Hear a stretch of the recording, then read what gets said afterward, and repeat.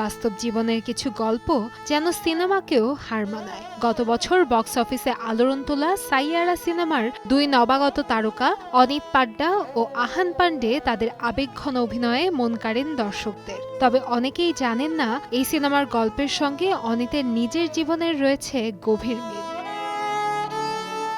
সিনেমার গল্প অনুযায়ী অনিতের চরিত্রটি অ্যালজাইমার্স রোগে আক্রান্ত, একটি রোগ যা ধীরে ধীরে মানুষের স্মৃতিশক্তি কেড়ে নেয়। বাস্তব জীবনেও একই রোগের সঙ্গে খুব কাছ থেকে পরিচিত তিনি, কারণ তার জীবনের সবচেয়ে প্রিয় মানুষ তার দাদু এই রোগেই ভুগছিলেন। সম্প্রতি সামাজিক মাধ্যমে অনিত একটি আবেগঘন ছবি শেয়ার করেন, যেখানে দাদুর হাত ধরে আছেন তিনি। সেই ছবির ক্যাপশনে অভিনেত্রী লিখেছেন, দূরে চলে গেলেও দাদুকে কখনো ভুলবেন না তিনি। আরও বলেন, তুমি আমাদের মনে রাখতে না পারলেও তোমার স্মৃতি আমার হৃদয়ে চিরকাল থাকবে।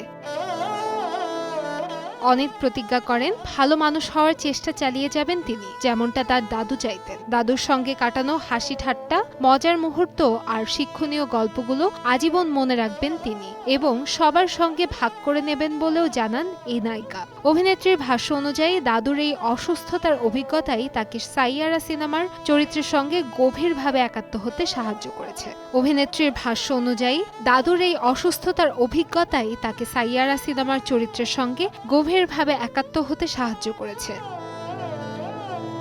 কান্তাময়ী স্নেহা, সময় সংবাদ, ঢাকা।